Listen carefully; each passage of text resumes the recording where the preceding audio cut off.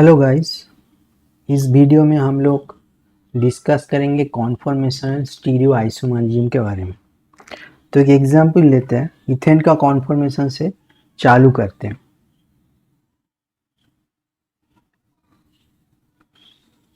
Conformation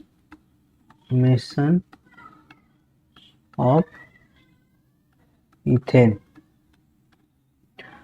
तो ethane का एक सिंपल स्ट्रक्चर ड्रॉ करते हैं ऑर्बिटल के साथ। इथेन का आप लोगों को पता होगा जी, सीसी जो बॉन्ड है वो उसमें sp3 ऑर्बिटल का ओवरलैप है। तो ये हम लोग ड्रॉ कर रहे हैं। ये sp3 सिग्मा बॉन्ड है, sp3 ऑर्बिटल का हाइब्रिडन। अभी हाइड्रोजन बाकी जो दो है वो हाइड्रोजन डालते हैं ये दो लीनियर पोजीशन पे। अभी ओएस पोजीशन का हाइड्रोजन और डैश हाइड्रोजन दूसरा कार्बन में भी ड्रॉ करते हैं।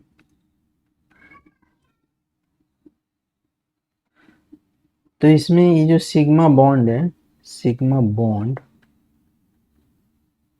सी इसका क्या क्राइटेरिया है?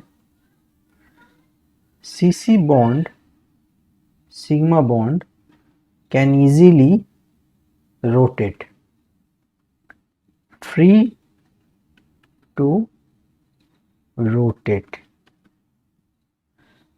तो ये अगर फ्री टू रोटेट है तो ये मिथाइल का जो हाइड्रोजन का पोजीशन है आप लोग देख रहे हो, ये जो तीन तीन हाइड्रोजन है ये पोजीशन चेंज कर सकते हैं। तो और एक स्ट्रक्चर हम लोग ड्रॉ करते हैं ऐसे हाइड्रोजन का पोजीशन चेंज करके।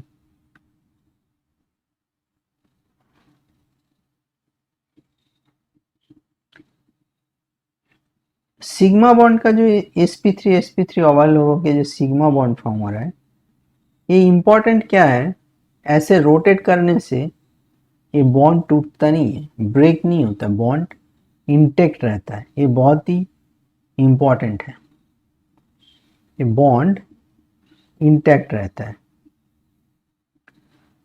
सिग्मा बॉन्ड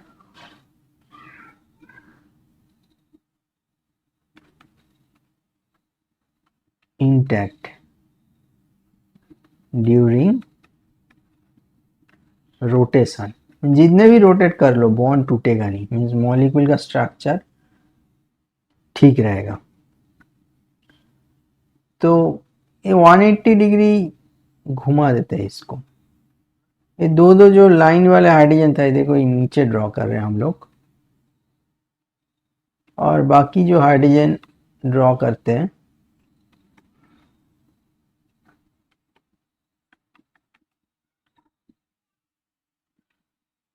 तो इधर देखो sp3 रोटेट होके एक अलग स्ट्रक्चर बना।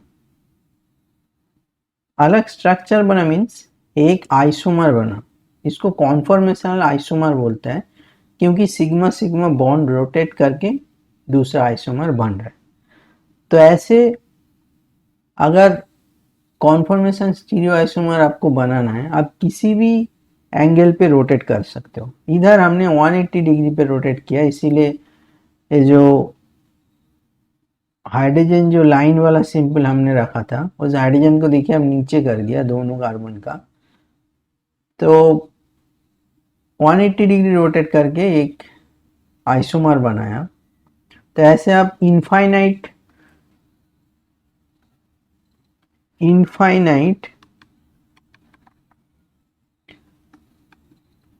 नंबर ऑफ आइसोमर पॉसिबल है, किसी भी एंगल पे आप घुमा सकते हो। तो बेसिकली आइसोमर का जो मीन्स कॉन्फॉर्मेशन का डेफिनेशन वो क्या हो रहा है? कॉन्फॉर्मेशन का डेफिनेशन हो रहा है different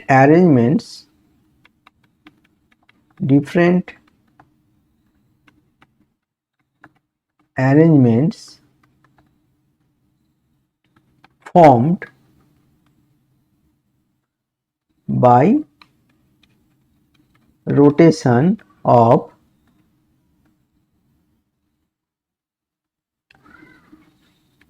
single sigma bond are called conformation. तो बेसिकली जो अलग अलग अरेंजमेंट बन रहा है मॉलिक्यूल का, इसको ही कॉन्फॉर्मेशन बोल रहा है। अभी कॉन्फॉर्मेशन इसको बोल रहे हैं, तो कॉन्फॉर्मेशन आइसोमर क्या हो रहा है? कॉन्फॉर्मेशन आइसोमर जो अलग अलग जो स्ट्रक्चर बन रहा है, इसको ही कॉन्फॉर्मेशनल आइसोमर बोल रहा है, conformational stereo isomers.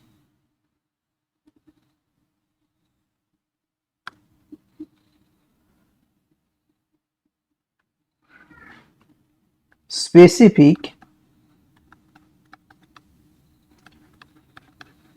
conformations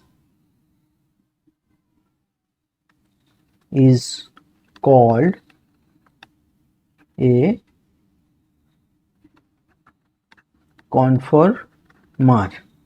means एक पर्टिकुलर जो अरेंजमेंट है उसको कॉन्फॉर्मर बोल रहा है, और उसको ही बोल रहा है कॉन्फॉर्मेशनल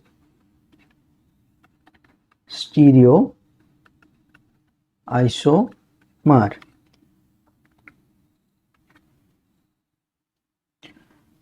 अभी ये जो स्ट्रक्चर हम बोला जो इनफाइनाइट नंबर हो सकता है, तो एथेन का अगर आप स्ट्रक्चर ऐसे देखोगे, ये सीसी बॉन्ड ऐसे कंटिन्यू रोटेट होता है, तो सीसी बॉन्ड अगर ऐसे कंटिन्यू रोटेट कर सकते हैं तो बहुत सारे स्ट्रक्चर मिल सकते हैं। लेकिन प्रैक्टिकली ऐसे अलग अलग स्ट्रक्चर आइसोलेट करना मुश्किल है। मीन्स ऐसे स्पेसिफाई करके आप डिटरमाइन नहीं कर सकते हो, ऐसे प्योर आपको प्रैक्टिकली मिलेगा नहीं। थियोरेटिकली आप निकाल सकते हो, प्रैक्टिकली आपको जो सबसे ज़्यादा स्टेबल फॉर्म है उसको ही आपको मिलेगा। अभी ऐसे कॉन्फॉर्मेशन आइसोमर ऐसे स्ट्रक्चर ऐसे रिप्रेजेंट करने के लिए कुछ रूल्स होता है, मीन्स कुछ फॉर्मूला होता है, तो वो हम लोग सीखेंगे। अलग अलग प्रोजेक्शन फॉर्मूला में भी आप लोगों ने सुना होगा, सॉर्स प्रोजेक्शन, न्यूमैन प्रोजेक्शन, तो ऐसे रिप्रेजेंट करने के लिए अलग अलग फॉर्मूला है, वो हम लोग सीखते हैं। तो पहले हम लोग देखेंगे न्यूमैन प्रोजेक्शन। न्यूमैन प्रोजेक्शन, तो न्यूमैन प्रोजेक्शन के लिए वैसे ही क्या करेंगे हम लोग, पहले इथेन का स्ट्रक्चर जो आप लोगों ने पता होगा, एक स्ट्रक्चर जस्ट ड्रॉ करते हैं। इथेन का सिंपल स्ट्रक्चर हम ड्रॉ कर रहे हैं। हाइड्रोजन, फिर ए वेज बॉन्ड, डैश बॉन्ड, फिर से हमने वेज बॉन्ड, डैश बॉन्ड डाल दिया। अभी इसको न्यूमैन प्रोजेक्शन फॉर्मूला में रिप्रेजेंट करना है इथेन के स्ट्रक्चर को। तो कैसे करेंगे? सिंपल क्या है, स्ट्रक्चर को आप लोग देखो अच्छी तरह। स्ट्रक्चर को अब लोग ऐसे सी बॉन्ड बराबर देखो, एक साइड से, इधर मैंने जैसे ड्रॉ किया जिस साइड से, अब उस साइड से देखो। बेसिकली आपको एक वाई की तरह दिखाई देगा, ऊपर हाइड्रोजन है, नीचे दो हाइड्रोजन है लेफ्ट और राइट पे, और पीछे का जो है एक उल्टा वाई की तरह, सामने का एक उल्टा वाई, ऑपोजिट ऑफ वाई, और पीछे का जो है एग्जैक्टली वाई की तरह ही आपको दिखेगा। तो इसको ड्रॉ करने के लिए कुछ रूल्स हम लोग फॉलो करते हैं। तो वो क्या है हम लोग देखते हैं। क्या रूल्स है, ये सामने का जो कार्बन आप देख रहे हो इसको सिंपल एक सेंटर के हिसाब से देखते हैं हम लोग। तो हम ड्रॉ करते हैं, एक सेंटर ले लिया और सामने का जो कार्बन है उसको सेंटर और पीछे का कार्बन जो है एक सर्किल ड्रॉ कर दिया हमने। तो सामने का कार्बन जो है दिस कार्बन एक सेंटर और पीछे का जो कार्बन है सर्किल। अभी आपको जैसे इसका बॉन्ड का पोजीशन दिखाई दे रहा है उस हिसाब से आप ड्रॉ कर दीजिए। जैसे आपको इधर हम लोग पहले फर्स्ट कार्बन का ड्रॉ कर रहे हैं, फ्रंट कार्बन का, आपको दिखाई दे रहा है ऊपर हाइड्रोजन है, तो चलो आप ऊपर हाइड्रोजन ड्रॉ कर दो। फिर देखो नीचे दो साइड पे दो हाइड्रोजन है, लेफ्ट राइट, तो लेफ्ट राइट पे हाइड्रोजन ड्रॉ कर दो, सिंपल हो गया सामने का। अभी पीछे का जो कार्बन है वो सर्किल से प्रेजेंट हो रहा है, तो उसका भी ड्रॉ करना होगा। उसका आप देखो, उसका देखोगे तो उसका लेफ्ट राइट और नीचे है, तो उसका लेफ्ट राइट जैसे आप उसी हिसाब से आप हाइड्रोजन को ड्रॉ कर दो।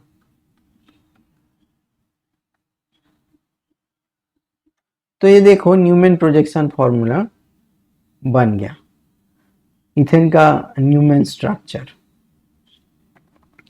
तो फ्रंट कार्बन ये जो सामने है ये है फ्रंट कार्बन और सर्किल जो है वो रिप्रेजेंट कर रहे हैं बैक कार्बन।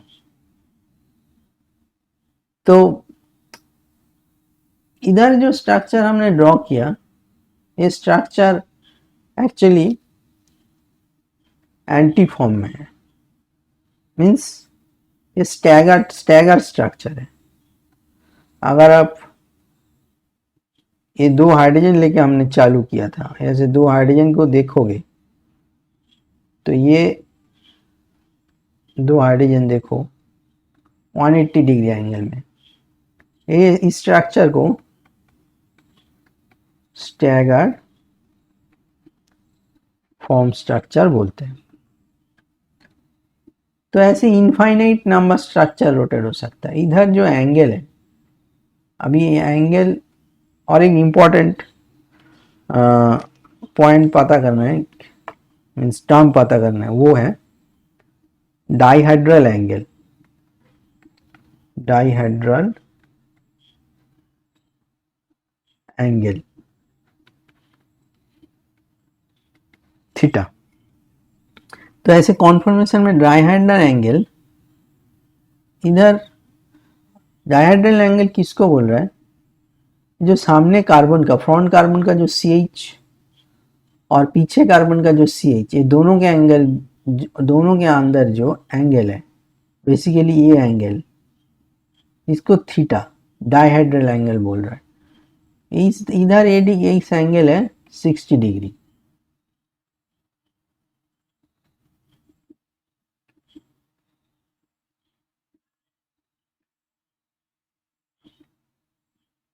इधर इसका एंगल है 60 डिग्री। तो डाइहेड्रल एंगल किसको बोल रहा है, जिस फ्रंट कार्बन का CH बॉन्ड और बैक कार्बन का जो CH बॉन्ड और दोनों के अंदर जो एंगल है उसको डाइहेड्रल एंगल बोल रहा है। अभी ऐसे डाइहेड्रल एंगल का पोजीशन चेंज होने के कारण हम लोग को अलग अलग कॉन्फॉर्मेशनल स्टीरियो आइसोमर मिलेगा। तो वो हम लोग ड्रॉ करते हैं। पहले हम लोग इथेन का ही करेंगे, फिर बाद में प्रोपेन, ब्यूटेन, अलग अलग स्ट्रक्चर का भी ड्रॉ करेंगे। Conformational isomer of ethane, ethane का अलग अलग कॉन्फॉर्मेशन हम लोग ड्रॉ करते हैं डाइहेड्रल एंगल चेंज होते हुए। तो पहले एक स्ट्रक्चर हम लोग ड्रॉ कर लेते हैं इथेन का। सारे ये सब न्यूमेन प्रोजेक्शन में हो रहा है।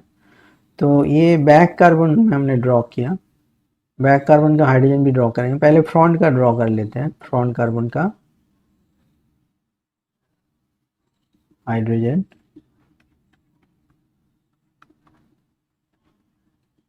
चलो फ्रंट कार्बन का हाइड्रोजन हमने ड्रॉ कर लिया, अभी बैक कार्बन का हाइड्रोजन वो भी ड्रॉ करते हैं।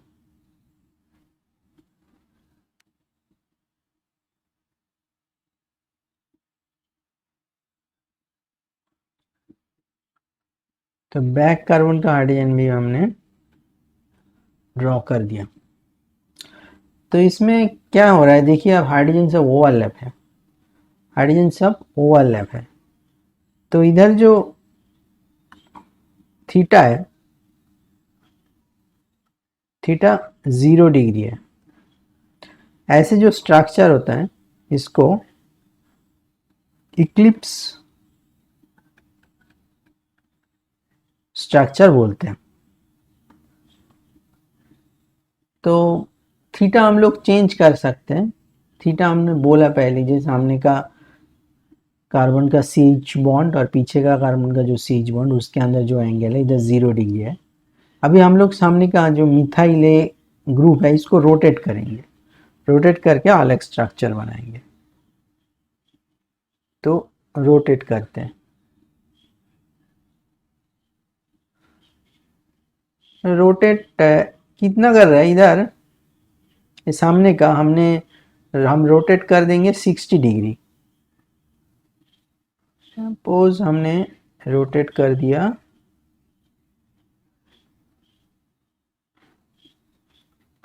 60 डिग्री, और पीछे का हम कुछ कर नहीं रहे, पीछे का हम इंटैक्ट रख रहे हैं।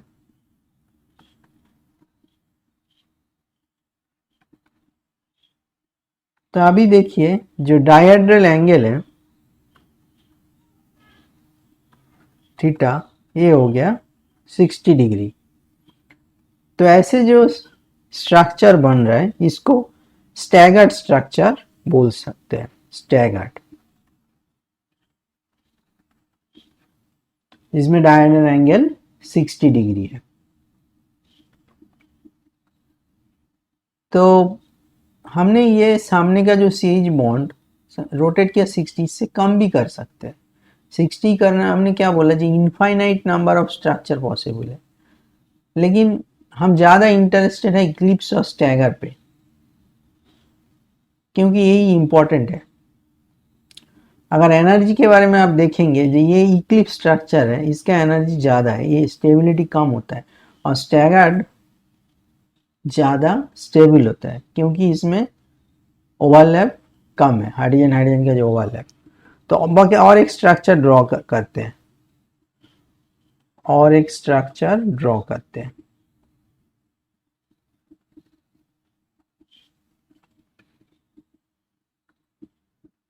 हाइड्रोजन हमने पहले ड्रॉ कर देते हैं पीछे का, क्योंकि हम कुछ कर नहीं रहे।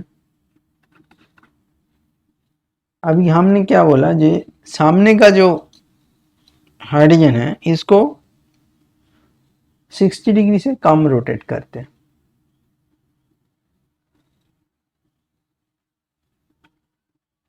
सिक्सटी डिग्री से कम रोटेट करेंगे।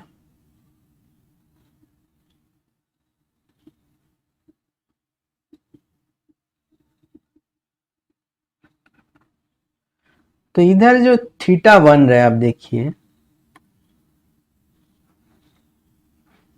थीटा, ये थीटा लेस देन 60 डिग्री है। तो ऐसे जो स्ट्रक्चर बनता है इसको बोलता है स्क्यू फॉर्म, स्क्यू स्ट्रक्चर। तो स्टेबिलिटी के बारे में अगर हम देखेंगे, जे ये तीनों स्ट्रक्चर का स्टेबिलिटी किसका ज़्यादा है कम है, स्टेबिलिटी, ये बहुत ही इंपॉर्टेंट पॉइंट है।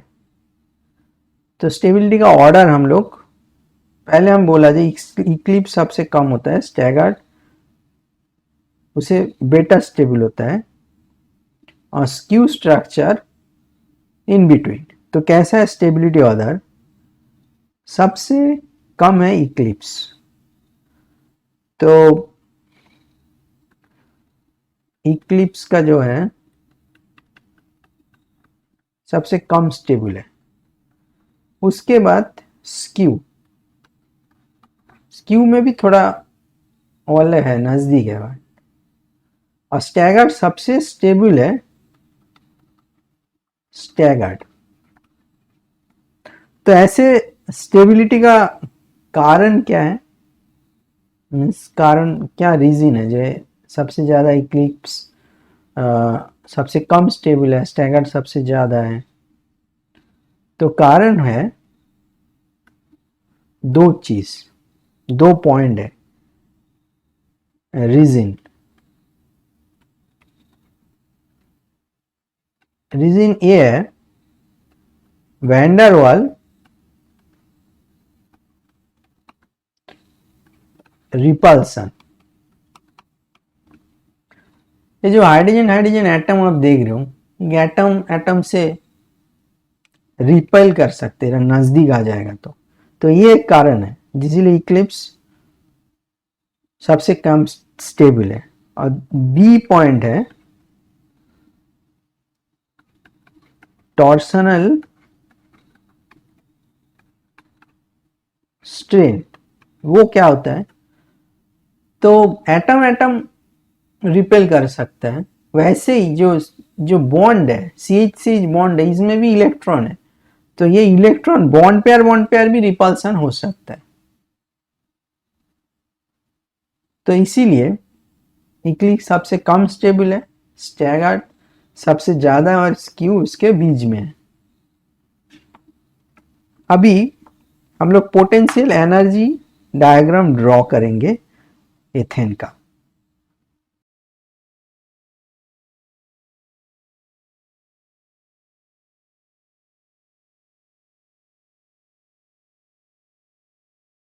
Potential energy of ethane. तो उसके लिए हम लोग पहले एक पोटेंशियल एनर्जी डायग्राम ड्रॉ करेंगे। तो थीटा अलग अलग होने से मॉलिक्यूल का जो एनर्जी चेंज होता है वो ड्रॉ करेंगे। पहले हम लोग एक्सिस ड्रॉ कर लेते हैं। तो ये है वाई एक्सिस,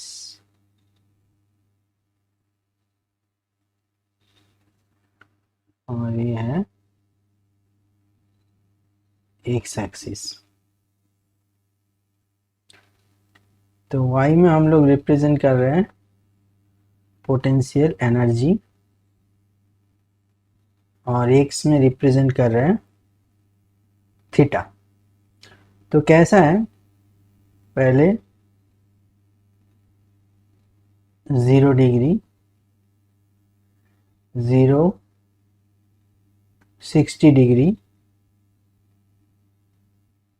120 और 180। तो इसका एनर्जी डायग्राम कैसे होता है? सबसे ज़्यादा 0 में होता है, 60 में फिर कम,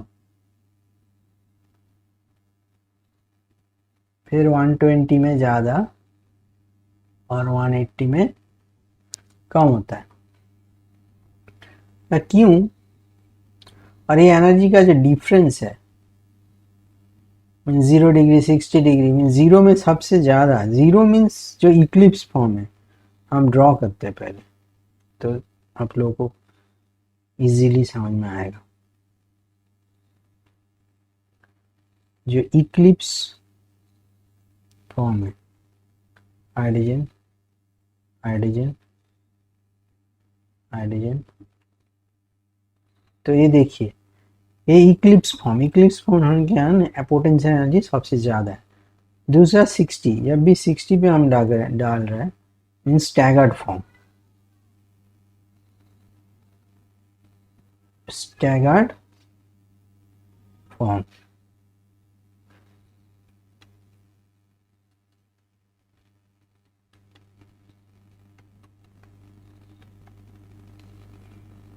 ये हमारा इक्लिप्स है,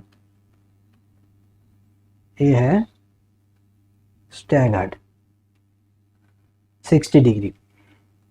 वैसे 120 जब करेंगे 120 फिर से इक्लिप्स फॉर्म हो जाएगा। 120 डिग्री अगर हम घुमाएंगे तो अगेन इक्लिप्स, और 180 डिग्री ये स्ट्रक्चर भी अगेन 180 डिग्री का जो स्ट्रक्चर ये इक्लिप्स हो जाएगा, और 180 डिग्री अगेन स्टैगर्ड। ये आप लोग प्रैक्टिस कर सकते हो। तो इसमें सारे आइडेंटिकल एटम है हाइड्रोजन, इसीलिए ऐसे दो टाइप के स्ट्रक्चर मेनली मिल रहा है, इक्लिप्स एंड स्टैगर्ड। लेकिन हम प्रोपेन ब्यूटेन में ड्रॉ करेंगे तो और थोड़ा अलग स्ट्रक्चर मिलेगा। तो इसीलिए एनर्जी, जो पोटेंशियल एनर्जी सबसे ज़्यादा 0 डिग्री डायहेड्रन पे और सबसे कम 60 पे। ये एनर्जी का जो वैल्यू है, ये वैल्यू है 12.6 किलो जूल पर मोल और 3 किलो कैलोरी पर मोल। ये इसका एनर्जी का वैल्यू है। तो इधर और एक टर्म हम लोग सीखते हैं, क्या बोलते हैं, कॉन्फॉर्मेशनल एनालिसिस। कॉन्फॉर्मेशन हमने पढ़ा, कॉन्फॉर्मेशनल एनालिसिस स्किल को बोल रहा है। कॉन्फॉर्मेशनल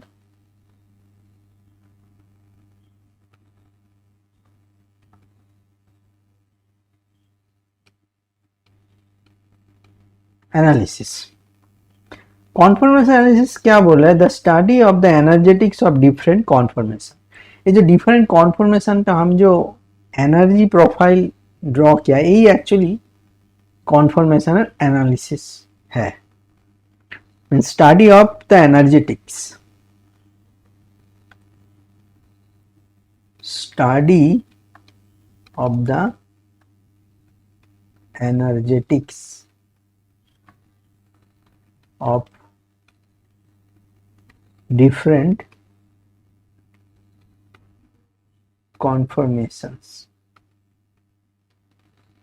तो ये जो एनर्जी प्रोफाइल डायग्राम कर रहे हैं हम लोग, इसको कॉन्फॉर्मेशन एनालिसिस बोल रहे हैं। ये क्यों इंपॉर्टेंट है, ये इंपॉर्टेंट क्यों है, वाई इंपॉर्टेंट।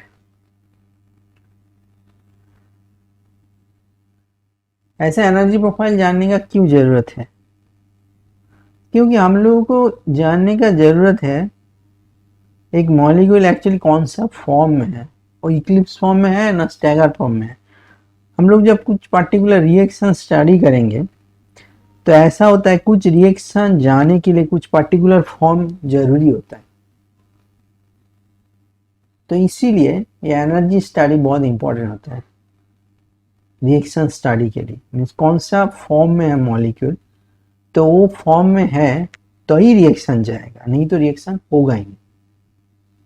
तो पर्टिकुलरली रिएक्शन स्टडी के लिए बहुत इंपॉर्टेंट है। अभी इथेन का स्ट्रक्चर हमने ड्रॉ किया, उसका एनर्जी प्रोफाइल भी ड्रॉ किया। अभी प्रोपेन ब्यूटेन, इसका हम लोग न्यूमैन प्रोजेक्शन ड्रॉ करते हैं।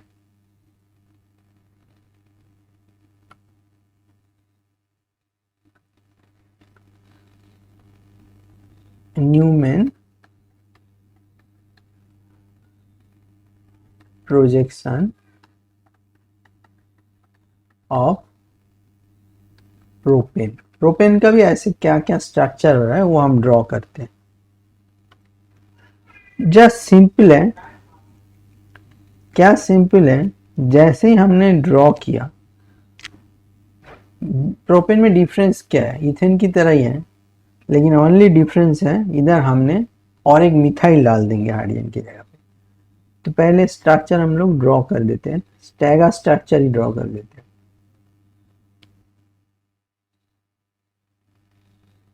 चलो पहले हम लोग फ्रंट कार्बन ड्रॉ कर देते हैं, हाइड्रोजन हाइड्रोजन हाइड्रोजन। अभी बैक ड्रॉ करते हैं। बैक में क्या है, प्रोपेन है, तो इसीलिए हम एक मिथाइल ड्रॉ कर देते हैं। देखो इतना ही डिफरेंस है, एक मिथाइल ड्रॉ कर दिया। तो ये स्ट्रक्चर हो गया, ये स्ट्रक्चर हो गया हमारा इक्लिप्स स्ट्रक्चर। ये हमारा इक्लिप्स प्रोपेन का स्ट्रक्चर हो गया।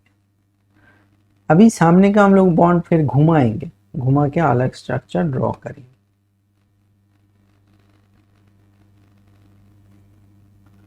तो सामने का कितना डिग्री हम लोग घुमाएंगे, 60।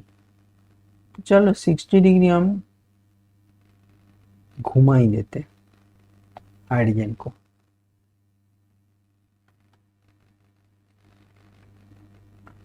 और पीछे का हम लोग इंटैक्ट रख रहे हैं, CH3 हाइड्रोजन हाइड्रोजन। तो ये देखो स्ट्रक्चर जो हो गया, ये स्टैगर्ड स्ट्रक्चर बन गया। ये स्टैगर्ड स्ट्रक्चर बन गया। तो प्रोपेन में देखिए इक्लिप्स स्ट्रक्चर, स्टैगर्ड स्ट्रक्चर, दोनों स्ट्रक्चर बन गया। फिर से आप घुमा सकते हो, फिर से घुमाओगे तो क्या होगा, फिर से इक्लिप्स स्ट्रक्चर ही हो जाएगा। 60 डिग्री 60 डिग्री हम रोटेट कर रहे हैं, 60 डिग्री रोटेशन, फिर से 60 डिग्री रोटेशन करते हैं फ्रंट जो ग्रुप का।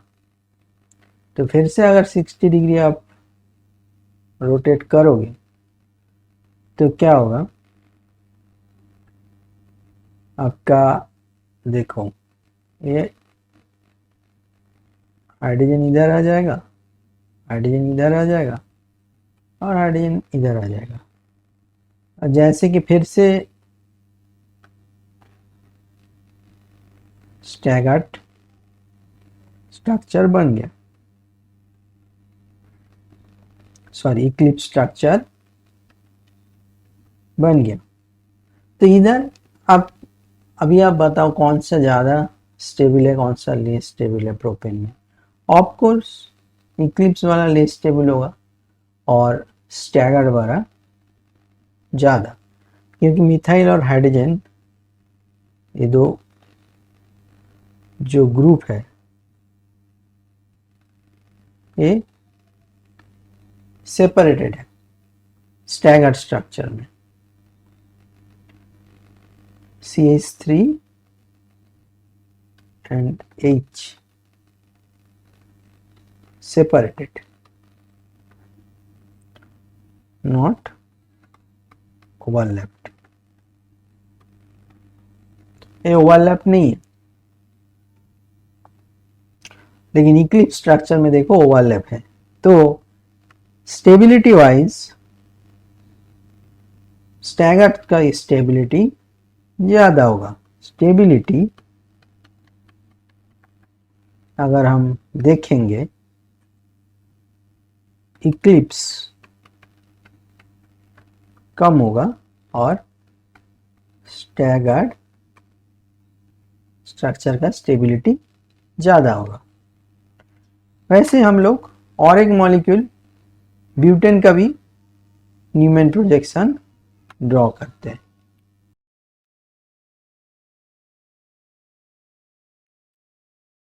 Newman projection of butane. तो अगर ब्यूटेन का स्ट्रक्चर क्या है, प्रोपाइल के साथ और एक मिथाइल हम ऐड कर देते हैं तो उसका स्ट्रक्चर ड्रॉ करते हैं। तो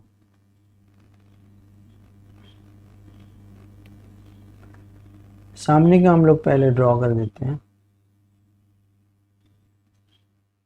सामने का हमने ड्रॉ कर दिया, CH3 हाइड्रोजन। पीछे का जो कार्बन है, तो पीछे का कार्बन को हम, वो है CH3 हाइड्रोजन हाइड्रोजन। तो ये देखिए, ये स्ट्रक्चर ये ब्यूटेन का है, इसमें ये CH3 ओवरलैप है, तो इसको बोलते हैं हम इक्लिप्स स्ट्रक्चर। इक्लिप्स फुल्ली बोल सकते हैं, क्योंकि इसमें जो दो मिथाइल ग्रुप है वो दोनों इक्लिप्स है। क्यों फुल्ली बोल रहे हैं हम लोग, बाद में पता चलेगा जब और भी अलग अलग स्ट्रक्चर बनता है। तो ये मिथाइल, दोनों मिथाइल एक साथ है, इसको फुल्ली और रोटेट करते हैं 60 डिग्री, रोटेट कर देते हैं, फ्रंट कार्बन को रोटेट करते हैं। तो रोटेट करेंगे फ्रंट कार्बन का, तो क्या होगा, CH3 इधर आ जाएगा, हाइड्रोजन हाइड्रोजन, और पीछे का आप देखिए मिथाइल हाइड्रोजन हाइड्रोजन। इसमें देखिए मिथाइल बाजू बाजू में 60 डिग्री में, लेकिन ये स्टैगर्ड पोजीशन में है। इसको एक्चुअली गॉच फॉर्म बोलते हैं। ये 60 डिग्री होने के कारण गॉच फॉर्म बोलते हैं,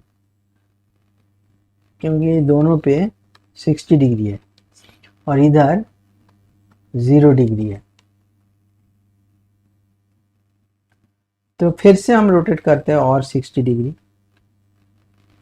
60 डिग्री अगेन रोटेशन,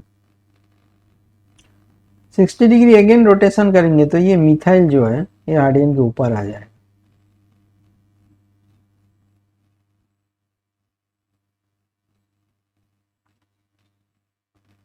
जो मिथाइल है वो उनके ऊपर आ जाएगा।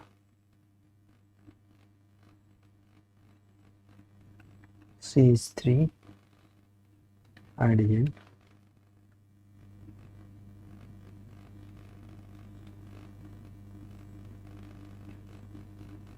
पीछे का जैसे है वैसे ही हम लोग रख रहे हैं।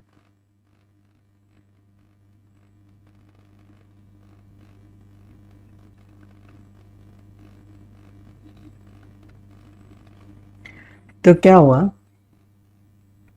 इसमें देखिए फिर से अगर रोटेट हमने किया तो ये जो स्ट्रक्चर बना ये भी इक्लिप्स है, बट नॉट फुल्ली, क्योंकि CH3 एक साथ इक्लिप्स नहीं है, ये पार्शियल इक्लिप्स बोल सकते हैं। इक्लिप्स पार्शियली, क्योंकि मिथाइल मिथाइल जो ग्रुप है इसका आप देखिए ये 120 डिग्री पे है। जो मिथाइल मिथाइल का ये 120 डिग्री पे। इस रोटेशन में हम लोग मिथाइल के साथ मिथाइल कंपेयर कर रहे हैं, जो उसका पोजीशन कैसा है, क्योंकि दोनों बाल्की ग्रुप है। तो और एक 60 डिग्री रोटेशन कर देते हैं, क्या होता है।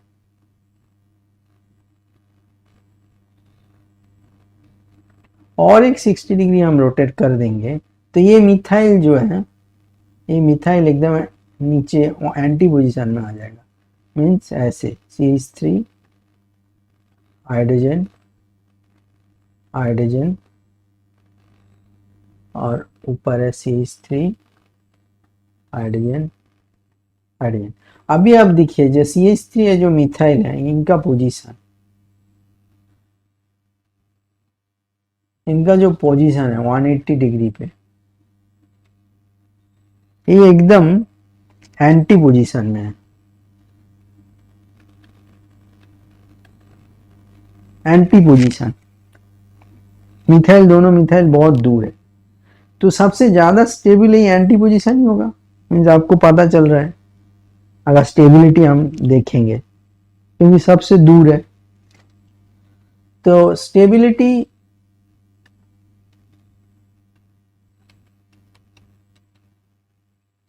कैसा होगा ऑर्डर ना, स्टेबिलिटी सबसे कम हम लोग कम किसका होगा, जो फुल्ली इक्लिप्स्ड है, इक्लिप्स फुल्ली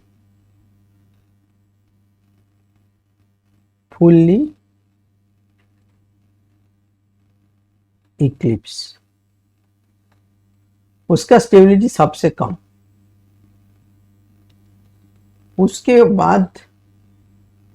उसके बाद देखिए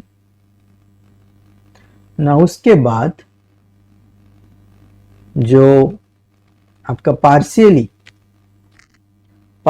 जो इक्लिप्स है, ये भी मिथाइल और हाइड्रोजन है, देखिए मिथाइल हाइड्रोजन, ये भी इक्लिप्स है। तो पार्शियली जो इक्लिप्स है, ये मीन्स ये भी इक्लिप्स पोजीशन में है, ये फुल्ली था, ये पार्शियली, क्योंकि इसमें भी मिथाइल हाइड्रोजन का ओवरलैप है, तो इसका स्टेबिलिटी इससे बेटर होगा। पार्शियली इक्लिप्स हम लोग ज्यादा ऑर्डर में लिख रहे हैं। और इसके बाद क्या होगा, आप देखिए नहीं, इसके बाद गॉच वाला होगा, और गॉच वाला से सबसे ज्यादा होगा एंटी का सबसे स्टेबिलिटी ज्यादा है, उसके बाद गॉच का, उसके बाद पार्शियली इक्लिप्स, उसके बाद फुल्ली इक्लिप्स। फुल्ली इक्लिप्स सबसे कम होगा। तो ऐसा होता है स्टेबिलिटी ऑर्डर। तो इधर अगर मीन्स किसी रिएक्शन के लिए अगर आपको एंटी फॉर्म चाहिए, तो एंटी फॉर्म होगा जिसमें दो मेथाइल 180 डिग्री एंगल में सेपरेटेड है। तो गाइस, ब्यूटेन के न्यूमैन प्रोजेक्शन के साथ ये वीडियो हम फिनिश करते हैं। अगर आपको वीडियो अच्छा लगा, इंफॉर्मेटिव लगा, तो please subscribe the channel and like, share. Thank you so much for watching this video. Bye.